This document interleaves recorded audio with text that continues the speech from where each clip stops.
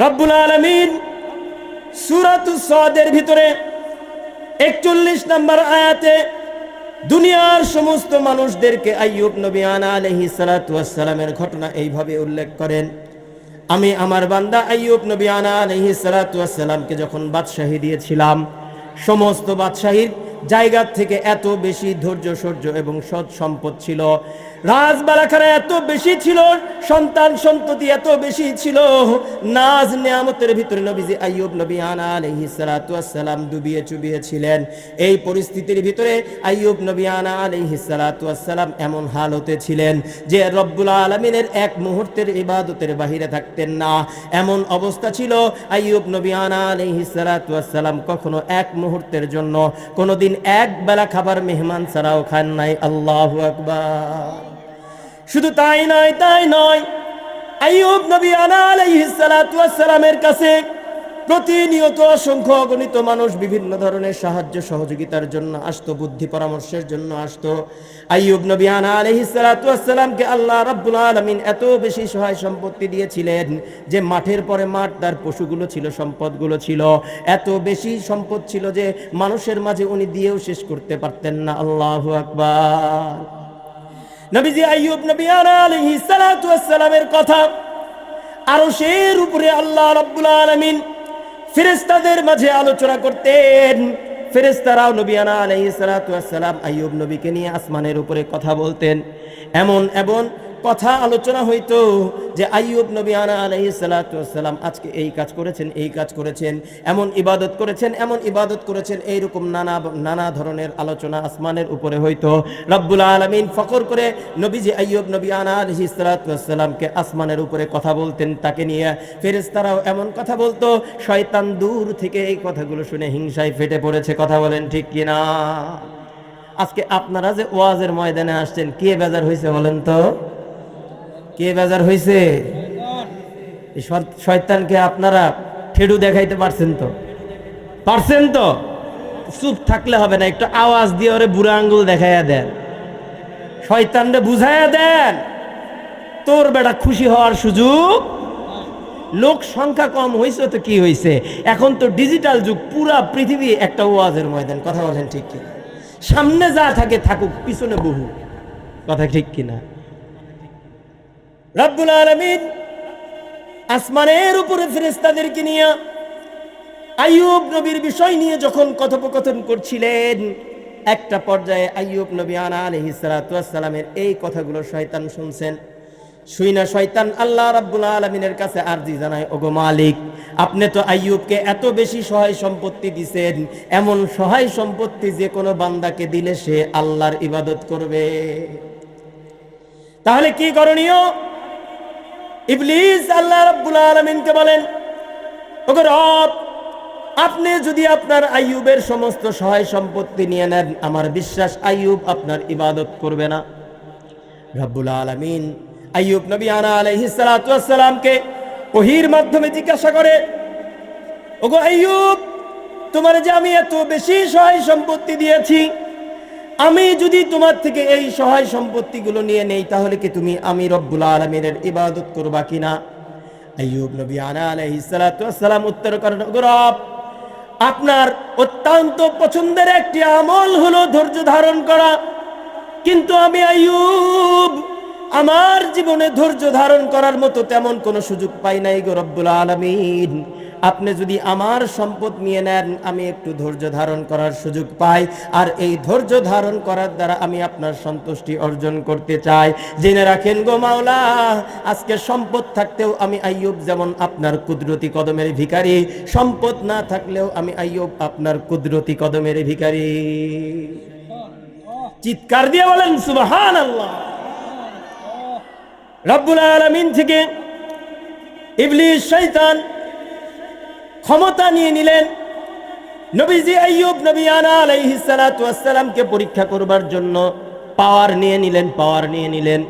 রব্বুল আলামিনের একটি নিজাম হলো, নিয়ম হলো, রবের সাথে যেই বান্দার যত বেশি কানেক্টিভিটি, যত বেশি সম্পর্ক, রব তারে তত বেশি পরীক্ষা দিয়ে তাকে তত কাছে টেনে নেন। সুবহানাল্লাহ। এই আলোচনা দ্বারা আমরা কি বুঝলাম? রব্বুল আলামিন মুসিবতের মাধ্যমে বান্দাকে কাছে টেনে নেন। কিতাব খুঁজলে পাওয়া যায় রব্বুল আলামিন বান্দাদেরকে মুসিবত দেন 4 কারণে। কয় কারণে? 1 নাম্বার কারণ হলো রব্বুল আলামিন বান্দাকে মুসিবত দেন গুনাহগুলো মাফ করে দেবার কারণে। 1 নাম্বার কারণ কি বলেন? 1 নাম্বার কারণ হলো গুনাহগুলো মাফ করে দেবার কারণে। আমার আপনার জিন্দেগিতে গুনাহ কম না বেশি? গুনাহ কম না বেশি? সামান্য না অনেক বেশি? এই গুনার মাপ দরকার আছে কি নাই? রব্বুল আলামিন ভালোবাসার কারণে আমার আপনার জিন্দেগির গুনাহগুলোকে মাফ করে দেবার জন্য প্রথমত আমাকে আপনাকে মুসিবত দিয়ে গুনাহ থেকে বাঁচায় দেয়। আল্লাহু আকবার।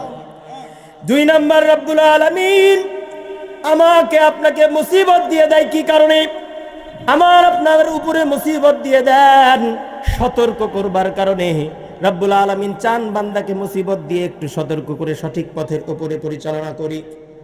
কারণ বান্দা যখন অনেক ভুলের ভিতরে থেকে ভুল পথে পরিচালিত হয়, রব্বুল আলামিন মুসিবতের মাধ্যমে তাকে সতর্ক করেন। কেমন? একটু উদাহরণ দিয়ে বললে বুঝবেন।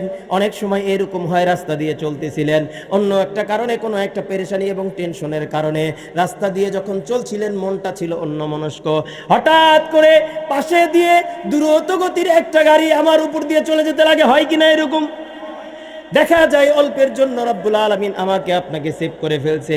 এই যে বিপদের পরিস্থিতির ভিতরে আমি আপনি পড়লাম, একবার এইরকম পরিস্থিতির ভিতরে পড়ার পরে কিন্তু দ্বিতীয়বার এইরকম পরিস্থিতি কেউ পড়তে চাই না। কথা বলেন ঠিক কিনা? তখন কি বলি? আল্লাহ বাঁচাইছে, আর জীবনে এই ভুল। রব্বুল আলামিন 2 নাম্বার মুসিবত দেওয়ার কারণ হলো কি? সতর্ক করে দেওয়া। 3 নাম্বার, রব্বুল আলামিন মুসিবত দেন এই কারণে যে বান্দাকে পরীক্ষার মাধ্যমে তার মর্যাদাকে বাড়ায় দেওয়ার জন্য মুসিবত দেন। কিসের কারণে? আমাকে আপনাকে পরীক্ষার মাধ্যমে পরীক্ষা করে আমাকে আপনাকে আমার আপনার মর্যাদাগুলো বাড়ায় দিতে চান। যেমন আমার আপনার বর্তমানে যে মর্যাদা রয়েছে, যে অবস্থান রয়েছে, এই অবস্থান থেকে আমি আপনি যখন পরীক্ষার মাধ্যমে উত্তীর্ণ হয়ে যাব, রব্বুল আলামিন আমাকে আপনাকে আর একটু মর্যাদা দিয়ে তার আরো কাছে টেনে নেবেন। আল্লাহু আকবার। ঠিক নবীজির আইয়ুব নবী আলাইহিস সালাতু ওয়াস সালামের ঘটনাটাও এরকম। স্বল্প সময় কথা বলবো, অনেক সময় কথা বলার সুযোগ নাই। আলোচনা একদম শেষের দিকে প্রধান বক্তা আলোচনা করবে। সে জায়গা থেকে যে আয়াত আলোচনা করেছি, পাঠ করেছি, সেখানেই আলোচনায় চলে যাব। আইয়ুব নবী আলাইহিস সালাতু ওয়াস সালামকে আল্লাহ রাব্বুল আলামিন যে পরিমাণ সম্পদ দিয়েছিলেন, এই সম্পদ না থাকলে ভালো হবে, এটা শয়তানের কথা। কার কথা? আল্লাহ রাব্বুল আলামিন থেকে ক্ষমতা নিয়ে এসে সর্বপ্রথম আইয়ুব নবী আলাইহিস সালাতু ওয়াস সালামের সামনে শয়তান একজন মানুষের রূপ নিয়ে চলে আসলেন। এসে বোঝার চেষ্টা করলেন যে আইয়ুব নবীকে কোন দিক দিয়ে ধোকায় ফেলা। নবী তো বোঝেন না। তো আইয়ুব নবীর সামনে যখন বসছেন, আইয়ুব নবী তো আর সাধারণ মানুষ না, উনি একজন আল্লাহর পয়গম্বর। ওনার নাকে শয়তানের গন্ধ লাগছে।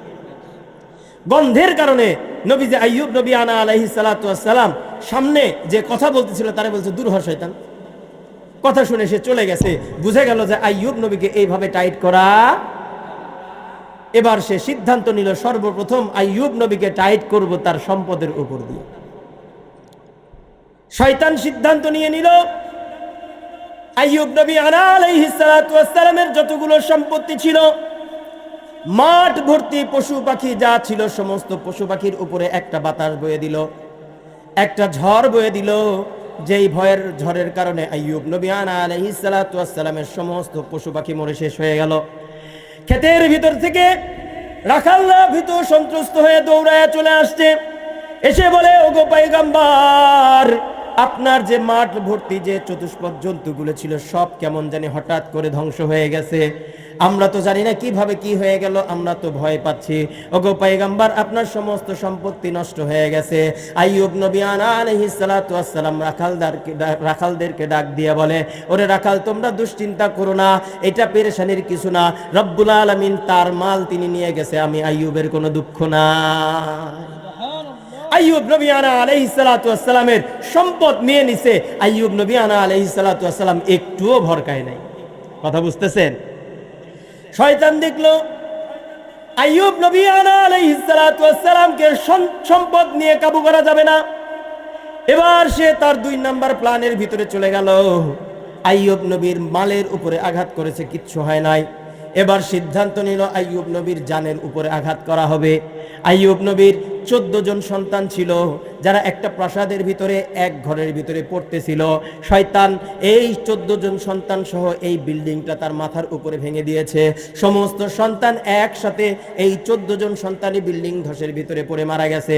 আপনি জানি যে আমার আপনার কলিজার টুকরা একজন সন্তান যদি হঠাৎ দুর্ঘটনার কারণে জ্বর আক্রান্ত হয়, কলিজার ভিতরে এত বেশি প্রবল বায়ু প্রভাবিত হয় যা দিয়ে আমাদের কলিজাগুলো পুড়ে যায়। কথা বলেন ঠিক কিনা? নবীজি আইয়ুব নবী আলাইহিস সালাতু ওয়াস সালামের কাছে যখন খবর আসলো, ওগো আল্লাহর পয়গম্বর, আপনার সন্তানদের উপরে ভবন ধস হয়েছে, সন্তানগুলো মারা গেছে। আইয়ুব নবী আলাইহিস সালাতু ওয়াস সালাম তো পিতার দিলে ব্যথা লাগার কথা, পিতা হিসাবে যতটুকু ব্যথা লাগছে, এরপরে আইয়ুব নবী আলাইহিস সালাতু ওয়াস সালাম ধৈর্য ধারণ করে বলে, তোমরা পেরেশান হইও না, আল্লাহ রাব্বুল আলামিন তার সম্পদ তিনি নিয়ে গেছে। যদিও এই সম্পদের কিছুদিনের জিম্মাদার ছিলাম আমি, রব্বুল আলামিন আমার থেকে সম্পদ নিয়ে নিয়েছেন, আমার কোনো আফসোস নাই। রব্বুল আলামিন আমার থেকে সন্তান নিয়ে নিয়েছেন, আমি আইয়ুব এক ফোঁটা বিচলিত হব না। রব্বুল আলামিন আইয়ুব নবীর সম্পদ নিয়ে নিলেন, আইয়ুব নবীর সন্তান নিয়ে নিলেন। ও মুসলমান ভাই, আমার আপনার সম্পদ এইরকম রব্বুল আলামিন নেন কি নেন না? কথা বলেন ঠিক কিনা? হঠাৎ ধনী হয়ে যায়, হঠাৎ গরিব হয়ে যায়, এরকম পরিস্থিতি হয় কি হয় না? হঠাৎ সন্তান সুস্থ ছিল, চোখের পলকে কোনো একটা কারণে পানিতে পড়ে মারা গেছে, কোনো একটা কারণে সড়ক দুর্ঘটনায় মারা গেছে। এইরকম বিভিন্ন পরিস্থিতির ভিতরে আমাকে আপনাকে ধৈর্য ধারণ করতে হবে। এই শিক্ষাটাই আইয়ুব নবী আলাইহিস সালাতু ওয়াস সালামের জিন্দেগির থেকে নেওয়ার কথা। এবার শয়তান দেখলো নবীজি আইয়ুব নবী আলাইহিস সালাতু ওয়াস সালামের উপরে সম্পদের আঘাত দিয়েও কিছু হচ্ছে না, মালের উপরে আঘাত দিয়েও কোনো কিছু হচ্ছে না, জানের উপরে আঘাত দিয়ে কিছু হচ্ছে না। এবার শয়তান সিদ্ধান্ত নিল যে আইয়ুব নবী আলাইহিস সালাতু ওয়াস সালামের সরাসরি শরীরের উপরে আঘাত করবে। এবার শয়তান সিদ্ধান্ত নিল আইয়ুব নবী আলাইহিস সালাতু ওয়াস সালামের শরীরের ভিতরে বড় ধরনের রোগ ছড়ায়া দিবে। আইয়ুব নবী আলাইহিস সালাতু ওয়াস সালামের শরীরের ভিতরে একটা বাতাস লাগায়া দিল। হঠাৎ করে আইয়ুব নবী আলাইহিস সালাতু ওয়াস সালাম রাত্রি অতিবাহিত হবার পর জ্বরে আক্রান্ত হয়ে এক মহামারী রোগের ভিতরে আক্রান্ত হয়ে গেলেন। শরীরটা আস্তে আস্তে ঘা দ্বারা ভরে গেল। এমন পরিস্থিতি হয়ে গেল যে পুরা শরীরের ভিতরে পোকা এবং পোকা, বিভিন্ন জায়গাতে পোকা উঠে গেল, মাংসগুলো কুটকুট কুটকুট করে খেতে থাকে। এমন কঠিন পরিস্থিতি যে শরীরের যন্ত্রণাগুলো সহ্য হয় না। শরীরের প্রত্যেকটা পুরো অঙ্গ প্রত্যঙ্গে পোকার আঘাতের কারণে, পোকার কামড়ের কারণে আইয়ুব নবীর অনেক বেশি যন্ত্রণা হচ্ছিল। কিন্তু রব্বুল আলামিন আইয়ুব নবীকে যে পরীক্ষার ভিতরে ফেলেছেন, এই জন্য আইয়ুব নবী আলাইহিস সালাতু ওয়াস সালাম এক মুহূর্তের জন্য বিচলিত না হয়ে রব্বুল আলামিনের কৃতজ্ঞতা আদায় করে সবসময় আলহামদুলিল্লাহ বলতে। কেমন ধৈর্য ধারণ করতেন! আইয়ুব নবীর শরীরের ভিতরে পোকা হয়েছে। হঠাৎ একদিনের ঘটনা, শরীর থেকে কিছু পোকা ছিটকে পড়ে গেছে। আইয়ুব নবী আলাইহিস সালাতু ওয়াস সালাম বিবি রহিমাকে ডাক দিয়ে বলেন, পোকাগুলো তুলে আমার শরীরের ভিতরে দিয়ে দাও। কেন গো নবীজি, এই পোকাগুলো আপনার শরীরে কেন দিতে হবে? আইয়ুব নবী আলাইহিস সালাতু ওয়াস সালাম বলেন, এই পোকাগুলোর রিজিক রব্বুল আলামিন আমার শরীরের ভিতরে রেখেছে। এই রিজিকগুলো খাবার কারণে রব্বুল আলামিন যদি একটু খুশি হন, আমি আইয়ুব রব্বুল আলামিনের এমন সিদ্ধান্তের উপরে খুশি। সুবহানাল্লাহ। আইয়ুব নবী আলাইহিস সালাতু ওয়াস সালামের শরীরের সমস্ত অবস্থায় এমন করুন, ধরার মতো জায়গা নেই। শরীর থেকে মাংসগুলো খসে খসে পড়ে যাচ্ছিল। এমন পরিস্থিতি হয়ে গেছে, শহরের কোন ডাক্তার আইয়ুব নবী আলাইহিস সালাতু ওয়াস সালামের চিকিৎসা করতে পারে না। আইয়ুব নবী আলাইহিস সালাতু ওয়াস সালামের পুরো শরীর পচে গেছে, গলে গেছে, এমন অবস্থা যে তার শরীরের ভিতরে ধরার মতো কোনো জায়গা নাই। এবার শয়তান দেখলো আইয়ুবের সম্পদ নষ্ট করে তাকে ধৈর্যহারা করা যায় নাই, জান নষ্ট করে ধৈর্যহারা করা যায় নাই, শরীরের উপরে রোগ দিয়েও ধৈর্যহারা করা যায় নাই। এইরকম পরিস্থিতিতে আইয়ুবকে আরো বেশি কষ্ট দিতে হবে। তো কি করা যায়? এবার শয়তান পুরো গ্রামের ভিতরে ছড়িয়ে দিল। কি ছড়িয়ে দিল? এ গ্রামবাসী, তোমরা কি জানোনি আইয়ুবের শরীরে যে রোগটা হয়েছে, এটা এমন একটা কঠিন রোগ যে এই রোগ কোনোভাবে ভালো হবার নয়। তোমরা জেনে রাখো, আইয়ুব যদি এই সমাজের ভিতরে অবস্থান করে, এই রোগগুলো যদি তোমাদের শরীরের ভিতরে বিস্তার লাভ করে, তোমরাও কিন্তু বাঁচতে পারবা না। সুতরাং তোমাদের সিদ্ধান্ত হবে আইয়ুবকে দ্রুত এই শহর থেকে বের করে দাও। এই সিদ্ধান্তটা শয়তান চতুর্দিকে ছড়াইয়া দিল। ও মুসলমান ভাই, কিছুদিন আগে করোনা নামক এক মহামারী আমাদের ভিতরে আসছিল কিনা? কথা বলেন। করোনা নামক মহামারী আমাদের ভিতরে আসবার পর কে আপন কে পর আমরা কিন্তু দেখেছি, কথা বলেন ঠিক কিনা? একজন মানুষ করোনায় আক্রান্ত হলে তার চতুর্পাশে কাউকে যেমন পাওয়া যায় নাই, আইয়ুব নবী আলাইহিস সালাতু ওয়াস সালামের সময় এরকম ঘটনাই ঘটেছে। সমাজের মানুষরা আইয়ুব নবী আলাইহিস সালাতু ওয়াস সালাম থেকে দূরে সরে গেছে। আইয়ুব নবী আলাইহিস সালাতু ওয়াস সালামের কাছে কেউ ফেরে না। আইয়ুব নবী আলাইহিস সালাতু ওয়াস সালামকে আল্লাহ রাব্বুল আলামিন চারজন বিবি দিয়েছিলেন। সমস্ত বিবিদের মধ্যে 3 জন বিবি আইয়ুব নবী আলাইহিস সালাতু ওয়াস সালাম থেকে দূরে চলে গেছেন। শুধুমাত্র একজন বিবি আইয়ুব নবী আলাইহিস সালাতু ওয়াস সালামকে ছেড়ে যান না। আইয়ুব নবী ডাক দিয়ে বলেন, বিবি গো, সমস্ত বিবি যেহেতু আমাকে ছেড়ে চলে গেছে, তুমি কেন আমার কাছে রইছো? বিবি উত্তর করে, ওগো স্বামী, আপনার এই বিপদের সময় তো আমি আপনাকে ছেড়ে যেতে পারি না। সমস্ত দুনিয়ার মানুষ তার স্ত্রীরা স্বামীকে ছেড়ে চলে যেতে পারে, কিন্তু আমি রহিমা এমন একজন ঘরের মানুষ, আমি এমন একজন নারী যে আমি আমার স্বামীকে কোনো হালতেই ছেড়ে যেতে পারি না। বর্তমান সময় তো এমন, স্বামীর 2 টাকা কামাই কম হলে স্ত্রী ফুটুস, কথা ঠিক না? আইয়ুব নবী আলাইহিস সালাতু ওয়াস সালাম রহিমাকে ডাক দিয়ে বলে, ওগো রহিমা, তুমিও তো চাইলে চলে যেতে পারো, কেন চলে যাও না? রহিমা উত্তর করে, ওগো পয়গম্বর, আপনি তো আল্লাহর পয়গম্বর, আর আমি আপনার বিবি, একজন সতী সদবা নারী কখনো স্বামীকে ছেড়ে যেতে পারে না। আপনি যত করুণ পরিস্থিতির ভিতরে থাকেন না কেন, আমি আপনাকে কোনো হালতেই ছেড়ে যাব না। বিবি রহিমা আইয়ুব নবী আলাইহিস সালাতু ওয়াস সালামের বিভিন্ন সেবা শুশ্রূষা করছেন। গ্রামের লোকজন আয়েশা বলল, এই রহিমা, তুমি যদি তোমার আইয়ুবকে নিয়ে এই শহর থেকে চলে না যাও, তাহলে তোমার স্বামীকে আমরা জিন্দা মাটির নিচে পুঁতে ফেলবো। জোরে বলেন নাউজুবিল্লাহ। বিবি রহিমা এলাকার মানুষদের এরকম কঠোর আচরণের কারণে এক পর্যায়ে বাধ্য হয়ে নবীজি আইয়ুব নবী আলাইহিস সালাতু ওয়াস সালামকে নিয়ে আর অল্প কিছু খাবার সঙ্গে করে নিয়ে শহর ছেড়ে গ্রামের দিকে চলে গেলেন। শয়তান গ্রামের ভিতরে রটাইয়া দিছে, এমন একজন মহামারীর রোগী এই দিকে আসতেছে যে এই গ্রামের ভিতরে ঢুকলে তোমাদেরও এমন মহামারী রোগ হতে পারে। গ্রামে ঢোকার পূর্বেই দেখা গেল গ্রামের লোকজন সব রাস্তার উপরে দাঁড়ায় আছে। রহিমারে ডাক দিয়ে বলে, ওরে রহিমা, তোমাকে এবং তোমার স্বামীকে এই গ্রামের ভিতরে ঢুকতে দেওয়া হবে না, কারণ আইয়ুবের যে রোগ হয়েছে কোনো চিকিৎসক ভালো করতে পারে নাই। তোমার স্বামীর রোগ যদি আমাদের শরীরের ভিতরে চলে আসে তাহলে তো আমরা টিকতে পারবো না। তোমাকে এই জন্য এই গ্রামের ভিতরে ঢুকতে দেওয়া হবে না, তুমি যেখানে খুশি সেখানে চলে যাও। অল্প কিছু খাবার সহ আইয়ুব নবী আলাইহিস সালাতু ওয়াস সালামকে নিয়ে রহিমা এবার বনে জঙ্গলে একটা জায়গার ভিতরে ছোট্ট একটা কুঠে ঘর বানায়া আইয়ুব নবী আলাইহিস সালাতু ওয়াস সালামকে নিয়ে ওখানে অবস্থান করা শুরু করলেন।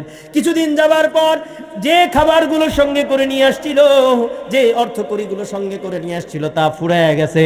একটা পর্যায়ে যখন লক্ষ্য করে দেখলেন আমার স্বামী তো একজন অসুস্থ মানুষ, কখন কি খেতে চায়, কি খাবার চায় না চায় এমনিও তো খেতে পারে না।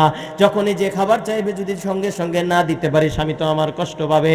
আইয়ুব নবী আলাইহিস সালাতু ওয়াস সালাম থেকে অনুমতি নিয়া গ্রামের বাহিরে গিয়ে গ্রামে গ্রামে কাজ করার সিদ্ধান্ত নিলেন। আইয়ুব নবী আলাইহিস সালাতু ওয়াস সালাম রহিমাকে অনুমতি দিয়ে দিলেন। বিবি রহিমা এবার স্বামীর অনুমতি সাপেক্ষে বিভিন্ন গ্রামের ভিতরে যে বিভিন্ন ঘরের বিভিন্ন কাজের বুয়ার কাজগুলো করতেছিলেন। আস্তে আস্তে 1 ঘর 2 ঘর করে কাজ করতে করে প্রতিদিন যে রুটি এবং খাবারগুলো হইতো এগুলো নিয়ে এসে আইয়ুব নবী আলাইহিস সালাতু ওয়াস সালামকে খাওয়াইতো। এইরকম ভাবে সময় পার হয়ে যেত। একটা সময় হঠাৎ করে দেখা গেল শয়তান ওই গ্রামের ভিতরেও সয়লাভ করে দিছে, এই রহিমাকে যদি তোমরা কাজ করতে দাও, রহিমা তো যেই হাত দিয়ে কাজ করে এই হাত দিয়ে একজন রোগীর কাজ করে, এই হাত দিয়ে যে কাজগুলো রোগীর করে, এখান থেকে জীবাণু যদি তোমাদের শরীরের উপরে এসে লাগে তোমরাও কিন্তু সুস্থ হতে পারবা না। গ্রামের মানুষরা একটা পর্যায়ে শয়তানের প্ররোচনায় পড়ে সিদ্ধান্ত নিয়ে নিল রহিমাকে এখন আর ঘরের কোনো কাজ করতে দিবে না। রহিমার জন্য এইরকম আর রান্না বাড়ার কাজ থাকলো না। রহিমা বলে, তোমরা যদি আমাকে কোনো কাজ করতে না দাও তাহলে আমি আমার স্বামীকে কিভাবে খাবার খাওয়াবো, কিভাবে তার খাবার জোটাবো? গ্রামের লোকজন বলে, রহিমা, তুমি যদি কাজ করতে চাও তাহলে তোমার জন্য এমন একটি কাজ রয়েছে যেই কাজটা তুমি করতে পারো। কি কাজ? এই শহরের ভিতরে যদি তুমি কাজ করতে চাও তাহলে তোমার জন্য কাজ রয়েছে কাঠ চেরা, খড়ি ফাড়া। এই কাজটা যদি তুমি করতে পারো তাহলে করতে পারো, না হলে আমাদের কাছে কোনো কাজ নাই। রহিমা স্বামীর দিকে তাকায় বাধ্য হয়ে কাঠ চেরার কাজ শুরু করে নিলেন। কয়েকদিন কাঠ দিয়ে কুঠার দিয়ে খড়ি ফাড়তে ফাড়তে দেখা গেল রহিমার হাতের ভিতরে এমন ফোসকা পড়ে গেছে যেই ফোসকার কারণে আর কুঠারও ধরতে পারে না।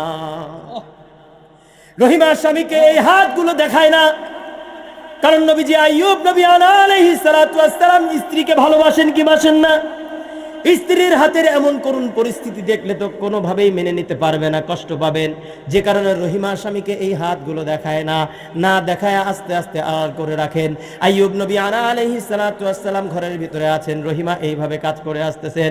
একটা পর্যায়ে রহিমা নবীজি আইয়ুব নবী আলাইহিস সালাতু ওয়াস সালামকে ডাক দিয়ে বলেন, ওগো আল্লাহর পয়গম্বর, আপনি তো আল্লাহ রাব্বুল আলামিনের একজন পয়গম্বর, আপনি তো আল্লাহ রাব্বুল আলামিনের কাছে হাত তুলে দোয়া করলেই আল্লাহ রাব্বুল আলামিন আপনার এই শরীরের রোগগুলো ভালো করে দেয়, কারণ আপনি তো মুস্তাজাবুদ দাওয়া, আপনি দোয়া করলে তো রব্বুল আলামিন কোনোভাবেই ফেরাবে না।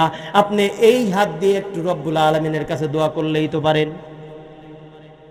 আইয়ুব নবী আলাইহিস সালাতু ওয়াস সালাম রহিমাকে ডাক দিয়ে বলে, ওগো রহিমা, তুমি কি জানোনি জীবনে 42টা বছর পর্যন্ত রব্বুল আলামিন আমাকে নাজ নিয়ামত দিয়ে ভরায় রাখছেন।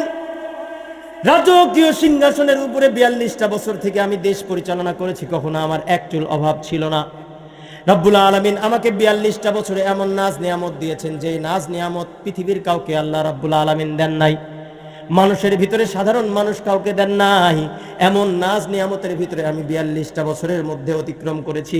আজকে মাত্র কেবল 18 বছর, এই অল্প সময়ে রব্বুল আলামিনের দিকে তাকায় আমি কিভাবে দুই হাত তুলে নেই।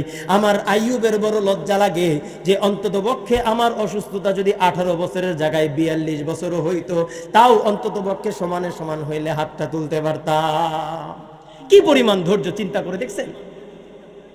42টা বছর সিংহাসনের ভিতরে ছিল, রাজকীয় সিংহাসনের ভিতরে, এই জন্য 18 বছর শরীরের মাংস খসে খসে পড়ে গেছে, তাও কখনো আল্লাহ রাব্বুল আলামিনের কাছে দুই হাত তুলে এইভাবে চায় নাই, ওগো রব, আমি তো আপনার একজন পয়গম্বর, আপনি আমাকে সুস্থতা দেন, চায় না। কতটা কৃতজ্ঞতা, ধৈর্য ধরে রব্বুল আলামিনের দিকে ছিল। এমত অবস্থায় লক্ষ্য করে দেখতে পেলেন নবীজি আইয়ুব নবী আলাইহিস সালাতু ওয়াস সালামের পূর্ণ শরীরের ভিতরে পোকা খাওয়া শেষ। পোকাগুলো এবার নবীজি আইয়ুব নবী আলাইহিস সালাতু ওয়াস সালামের জিহ্বায় কামড় দেওয়া শুরু করেছে। আইয়ুব নবী আলাইহিস সালাতু ওয়াস সালাম সহ্য করতে পারেন নাই, রব্বুল আলামিনের দিকে দুই হাত প্রসারিত করে বলেন, ও মাওলা রব্বুল আলামিন, 18 বছর পর্যন্ত আমি তোমার কাছে কোনো কিছু চাই নাই গো আল্লাহ। রব্বুল আলামিন আমার পুরো শরীরকে পোকামাকড় খেয়ে ফেলেছে, আমার কোনো আফসোস লাগে নাই, দুঃখ লাগে নাই গো আল্লাহ। আজকে পোকাগুলো আমার জিহ্বার উপরে ধরে ফেলছে গো মালিক, এই জিহ্বাটা অনুগ্রহপূর্বক তুমি আমার থেকে নিয়ে নিও না। এই জিহ্বাটা যদি আমার সুস্থ না থাকে, আমি তোমার জিকিরটা কিভাবে করব গো আল্লাহ? ও মালিক, আইয়ুবের সমস্ত শরীর নিচে দুঃখ নাই, এই জিহ্বাটাই আর পোকা লাগতে দিও না গো আল্লাহ। রব্বুল আলামিনের কাছে ফরিয়াদ করে আইয়ুব নবী আলাইহিস সালাতু ওয়াস সালাম যখন এই খবরটা দিছেন, রব্বুল আলামিন লক্ষ্য করে দেখলেন আমার আইয়ুব 18টা বছর পর কেবল আইসা আমার দিকে হাত বাড়াইছে, আমি তারে কেমনে ফিরাইয়া দিই। রব্বুল আলামিন আরো বেশি প্রিয় হবার জন্য আইয়ুবের দিকে তাকায়া আছে। বিবি রহিমা প্রতিনিয়তর মতো এবারও কাজ করার জন্য বের হয়ে গেছেন। কাজ করতে যাবেন, হাতের অবস্থা বড়ই করুন, দুই হাত দিয়ে কুঠার ধরার মতো কোনো অবস্থা নাই, ঘরেও কোনো খাবার নাই। এদিকে নবীজি আইয়ুব এমন ক্ষুধার্ত অবস্থায় আছেন, খাবার না হলে উনি কষ্ট পাবেন।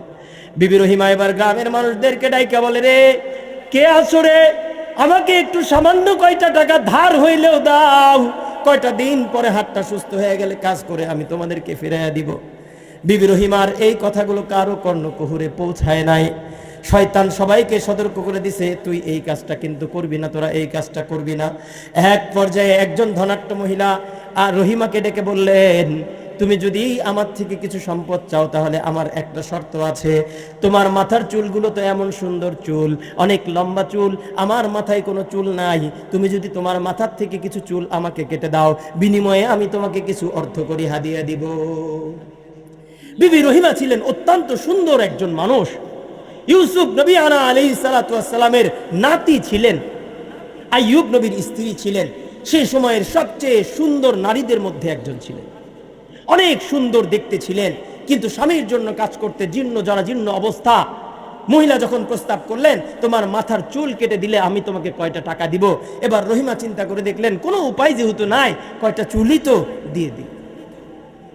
কিছু চুল কেটে যখন দিছে, টাকা নিয়ে খাবার নিয়ে আসতেছেন, শয়তান বেঁচে আছে না মারা গেছে? জোরে বলেন, বেঁচে আছে না মারা গেছে? শয়তান এবার আবার তার ষড়যন্ত্র শুরু করে দিল। বিবি রহিমার আগে আইয়ুব নবী আলাইহিস সালাতু ওয়াস সালামের সামনে এসে ধোঁকা দেওয়া শুরু করলো। আইয়ুব নবী আলাইহিস সালাতু ওয়াস সালামকে ডাক দিয়ে বলেন, ওগো আইয়ুব নবী, তুমি তো নবী হইছো ভালো কথা, স্ত্রীর কামাই বসে বসে খাচ্ছ, তুমি কি জানো নি তোমার স্ত্রী তোমারে হালাল খাওয়ায় না হারাম খাওয়ায়? নবীজি আইয়ুব নবী আলাইহিস সালাতু ওয়াস সালাম বলেন, আমার স্ত্রী তো আমাকে হালাল খাবার খাওয়ায়। শয়তান বলে, না না, তোমার স্ত্রী তোমাকে হালাল খাবার খাওয়ায় না, তোমার স্ত্রী চুরি করতে গিয়ে ধরা খাইছে, সেই ধরা খাবার নিয়ে আসতেছে, আর ধরা পড়ে যাওয়ার পর মাথার চুল কেটে দিছে এলাকাবাসী। নবীজি বিশ্বাস করেন না। এক পর্যায়ে শয়তানের ধোকায় যখন বারবার বলছিল, তখন নবীজি অপেক্ষা করছিলেন কখন রহিমা আসে। এক পর্যায়ে রহিমা যখন আসলো, নবীজি আইয়ুব নবী আলাইহিস সালাতু ওয়াস সালাম জিজ্ঞাসা করলেন, ওরে রহিমা, কি হয়েছে? তুমি আমাকে হালাল খাবার খাওয়াও নাকি হারাম খাবার খাওয়াও? রহিমা বলে, ওগো নবীজি, আজকে হঠাৎ করে এমন কথা বলার কারণ কি?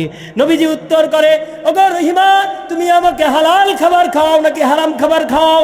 রহিমা বলে, আমি তো আপনাকে 100% হালাল খাবার খাওয়াই। এবার আইয়ুব নবী আলাইহিস সালাতু ওয়াস সালাম বলেন, মাথার কাপড়টা একটু সরাও তো দেখি। আইয়ুব নবী আলাইহিস সালাতু ওয়াস সালাম অসুস্থ অবস্থায় রহিমার মাথার চুল ধরে উঠতেন, এইরকম বর্ণনা পাওয়া যায়। রহিমা যখন মাথার কাপড়টা টান দিবেন ভয় পাচ্ছিলেন, যেই চুল ধরে আমার স্বামী উঠবে, এই চুলটা আমি তো বেঁচে দিয়ে আসছি। কান্নায় জর্জরিত হয়ে বললেন। নবীজি আইয়ুব নবী আলাইহিস সালাতু ওয়াস সালাম রহিমার কাপড় খোলার পরে দেখেন সত্যিই তো চুল কাটা। সাথে সাথে উনি রাগান্বিত হয়ে বললেন, তোমাকে আমি সুস্থ হয়ে গেলে 100 বেত্রাঘাত করব। কেন? তুমি অন্যায় করে আমার জন্য খাবার ব্যবস্থা করছো।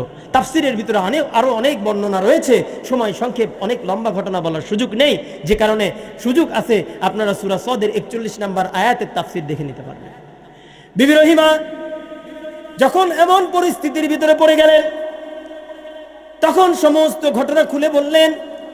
নবীজি আইয়ুব নবী আলাইহিস সালাতু ওয়াস সালাম অলরেডি তো কসম খেয়ে ফেলছেন যে সুস্থ হইলে তোমাকে 100টা বেতের বাড়ি দিব।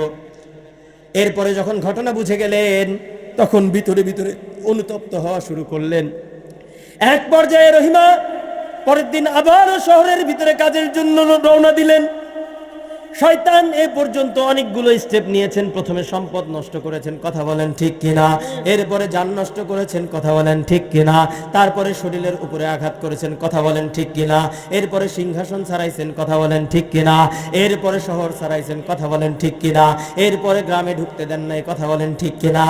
এরপরে এক পর্যায়ে যখন গ্রামের ভিতর থেকে দূরে সরে এসে এক জঙ্গলের ভিতরে অবস্থান করছেন, এমন পরিস্থিতির ভিতরে নবীজি আইয়ুব নবী আলাইহিস সালাতু ওয়াস সালাম বিভিন্নভাবে ফিতনা ফাসাদের মধ্যে ফেলার চেষ্টা করেছেন, কথা বলেন ঠিক কিনা?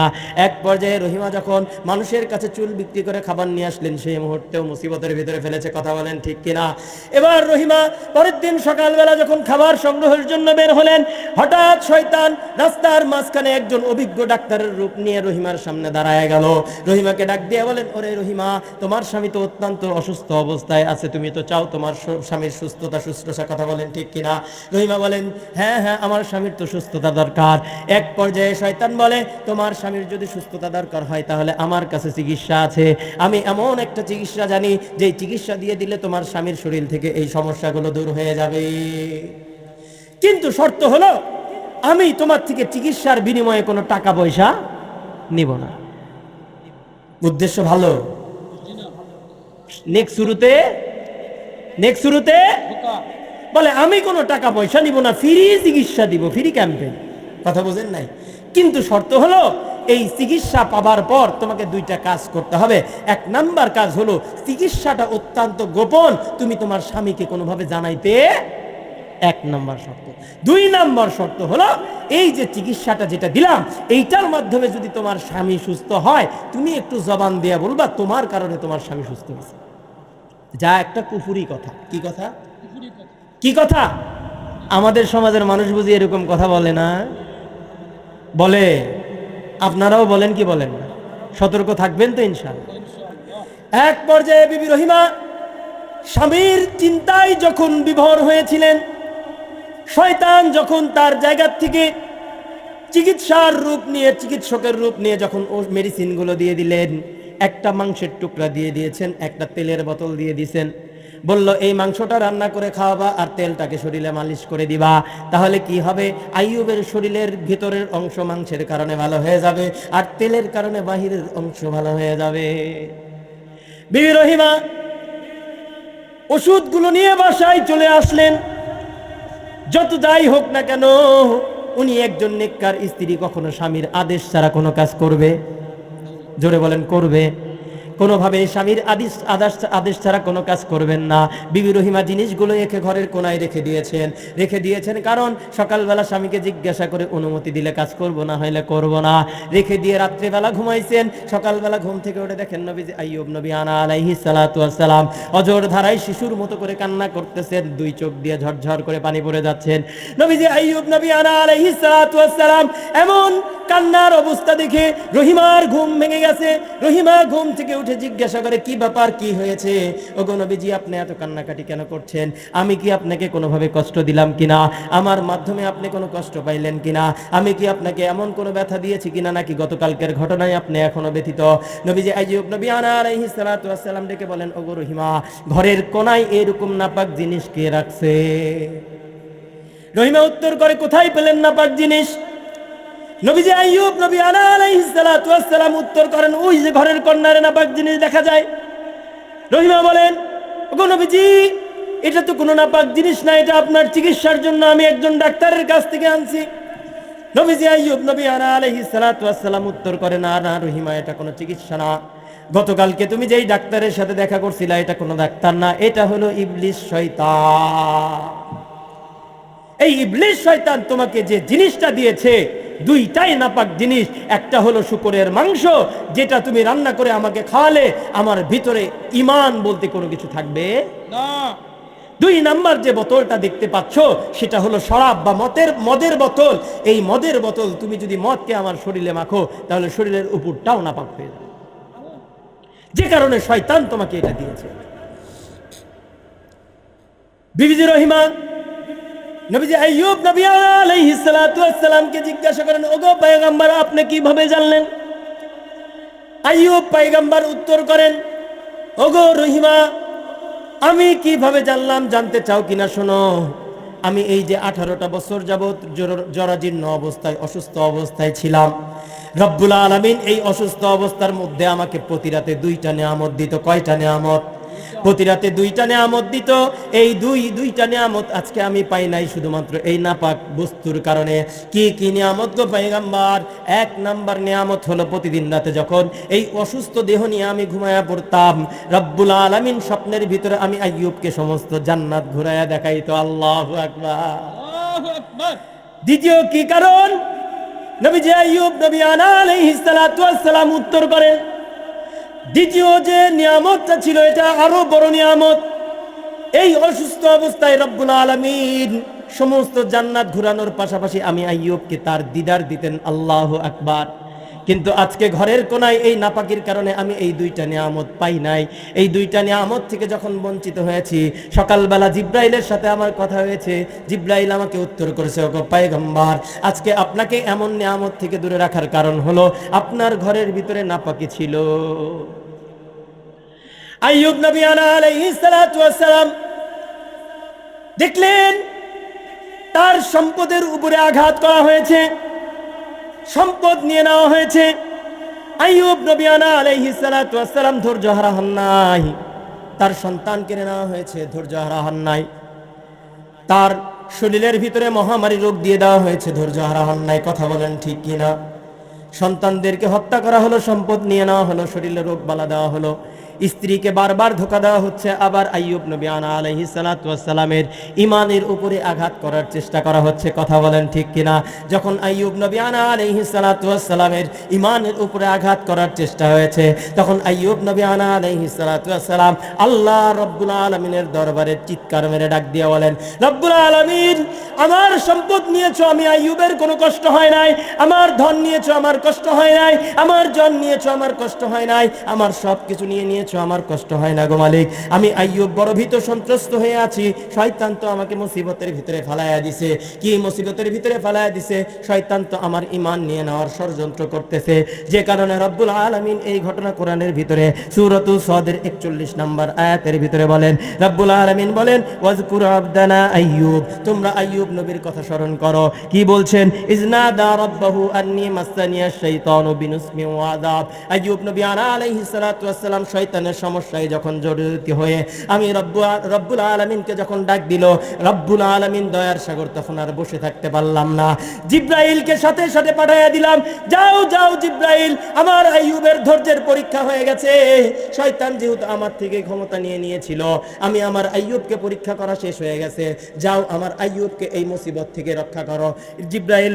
জিব্রাইল আলাইহিস সালাতু ওয়াস সালাম আইয়ুব নবী আলাইহিস সালাতু ওয়াস সালামের কাছে এসে জিজ্ঞাসা করেন, ওগো পয়গম্বর, রব্বুল আলামিন আপনার জন্য খুশখবরি দিয়েছেন, উরকুজ বিরিজলিক, ও পয়গম্বর আপনি আপনার পাকে একটু আলোক করে মাটিতে আঘাত করেন। জিব্রাইল আলাইহিস সালাতু ওয়াস সালামের এমন প্রস্তাবে নবীজি আইয়ুব নবী আলাইহিস সালাতু ওয়াস সালাম বলেন, আমার শরীরে এতটুকু শক্তি নাই যে আমি পা আলোক করে ফেলবো। জিব্রাইল বলেন, এরপরেও আপনাকে কষ্ট করে হলে সামান্য হরকত দিতে হবে। আইয়ুব নবী আলাইহিস সালাতু ওয়াস সালাম জিব্রাইলের কথা অনুযায়ী পাকে আলোক করে মাটির উপর ফেলে দিয়েছেন। রব্বুল আলামিন সেখান থেকে ঝর্ণা এবং নহর বের করে দিয়েছেন। আল্লাহু আকবার। ঝর্ণার প্রবাহিত পানি ছিটে ছিটে শরীরের উপরে যখন লাগছেন, আইয়ুব নবী আলাইহিস সালাতু ওয়াস সালাম শরীরে একটু শক্তি পাইছেন। সুবহানাল্লাহ বলবেন না? রব্বুল আলামিন আইয়ুব নবীর কাছে জিব্রাইলকে পাঠিয়ে দিয়েছেন। জিব্রাইল নবীকে নির্দেশ দেওয়া হয়েছে, পাটাকে আলোক করে আস্তে করে ফেলেন। আইয়ুব নবী আলাইহিস সালাতু ওয়াস সালাম আস্তে করে চেষ্টা করে পাটাকে ফেলে দিয়েছেন, পায়ের নিচে নহর হয়ে গেছে। রব্বুল আলামিন কোরআনের ভিতরে বলতেছেন, এই ঘটনাটা একটু মজা করে শোনেন, হাযা মুগতাসালুম বারিদু ওয়া শারাব। রব্বুল আলামিন বলেন, ওগো জিব্রাইল, আমার পয়গম্বর আইয়ুবকে বলে দাও এই পানিটা যেন সে পান করে এবং এই পানি দিয়ে যেন গোসল করে। আল্লাহু আকবার। আইয়ুব নবী আলাইহিস সালাতু ওয়াস সালাম এই পানি দিয়ে গোসল করলেন এবং পানিগুলো পান করলেন। পানি গোসল করার কারণে শরীর থেকে কিভাবে রোগগুলো দূরীভূত হয়ে গেছে। আমরা অনেক সময় খেতে কাজ করি না, জমিতে যখন কাজ করি নরম কাদা মাটি পায়ে লাগে না, কাদা মাটি যখন পায়ে লাগে আমরা পাইপ দিয়ে পানি দিয়ে ধুয়ে ফেললে আস্তে আস্তে উধাও হয়ে যায় না। আইয়ুব নবী আলাইহিস সালাতু ওয়াস সালাম যখন পাটাকে ধুচ্ছিলেন পানি দিয়ে, তখন এই রোগগুলো এইরকম ভাবে দূরীভূত হয়ে যাচ্ছিল। আল্লাহু আকবার। দুইটা জান্নাতি পোশাক দিয়ে বললেন, একটা পোশাক আপনি পরবেন আর একটা পোশাক বিবি রহিমাকে দিবেন। আইয়ুব নবী আলাইহিস সালাতু ওয়াস সালাম এই দুইটা পোশাক নিয়ে গোসল টোসল করে কিছু পানি রেখে দিয়েছেন, কারণ জিব্রাইল বলেছেন কিছু পানি আপনি রহিমাকেও খেতে দিবেন। পানি নিয়ে বাস উনি এখন ফ্রেশ হয়ে, ফ্রেশ মুডে 18 বছরের মতো যুবক হয়ে কুড়ে ঘরের পাশে বসে আছেন। চিৎকার করে বলবেন না আল্লাহু আকবার? আল্লাহু আকবার। কুড়ে ঘরের পাশে বসে আছেন, রহিমা কাজ থেকে আসছে, মনের ভিতর অনেক ব্যথা, স্বামীকে কত কষ্ট দিয়ে ফেলাইছে, তাই না? আমার আপনার স্ত্রী কি ঘরের একটা জিনিস নুন নাই তেল নাই জ্বলে ওঠে না? ওঠে কি ওঠে না? কথা বলেন। এত পরিশ্রম করে এরপরেও স্বামীকে নিয়ে ভাবতেছেন, কথা বলেন। এমন মেয়ে ঘরে ঘরে দরকার আছে কি নাই? পাওয়া যায়। পাবেন কই থেকে? কোরআন ধরছে? কোত্থেকে বলতেছি? কোত্থেকে বলতেছি? এই জিনিসটা যদি এইভাবে চাপ দিয়েই রাখেন তো ঘরে যাবে কোত্থেকে? কথা বোঝেন না? এই জন্য বেশি বেশি মাজলিস হওয়া দরকার আছে কিনা, মাহফিল হওয়া দরকার আছে কিনা। শুধু কি কান সুখের জন্য না, ঘরের ম্যাডামদেরকেও ঠিক করা লাগবে। কথা বলে না? এই তো চুপ হয়ে গেছে, ঘরে গেলে আর ঢুকতে দিবে না, তাই না? জোরে বলেন, ঘরের ম্যাডামদেরকে ঠিক করতে হবে কি হবে না? কোরআন দিয়ে খুব সূক্ষ্মভাবে ঠিক করা যায়। এই কোরআনের ভিতরে সেই তথ্য এবং সমাধান দেয়া আছে। নবীজি আইয়ুব নবী আলাইহিস সালাতু ওয়াস সালাম ঘরের কোনায় বসে আছেন। বিবি রহিমা সন্ধ্যাবেলায় এসে দেখে ঘরের ভিতরে বয়স্ক অসুস্থ কোনো লোক নাই, কান্নাকাটি শুরু করে দিয়েছেন। আল্লাহর কাছে হাত তুলে বলতেছেন, ওগো আল্লাহ, কি এমন দোষ করলাম যে তুমি আমার থেকে তোমার নবীকে নিয়ে নিলা? কোন পশু পাখি কি তারে খেয়ে ফেললো? দুশ্চিন্তা করতেছেন, কান্নাকাটি করতেছেন স্বামীর জন্য। কি মহব্বত! ওয়াজ মাহফিল তো এই জন্যই দরকার। আয়োজকরা আয়োজন করে, মাহফিলে লোক নাই, তার লাভ কি? কথা বোঝেন নাই? দরকার আছে কিনা? বিবি রহিমা এবার ঘরের কোনায় এসে দেখেন কেউ নাই। আইয়ুব নবী আলাইহিস সালাতু ওয়াস সালাম দূর থেকে ডেকে বলেন, ওগো রহিমা, এই দিকে তাকাও, দেখো আমি। রহিমা চিন্তা করে, আমার স্বামী তো যে অসুস্থ, এটা কেমনে হয়?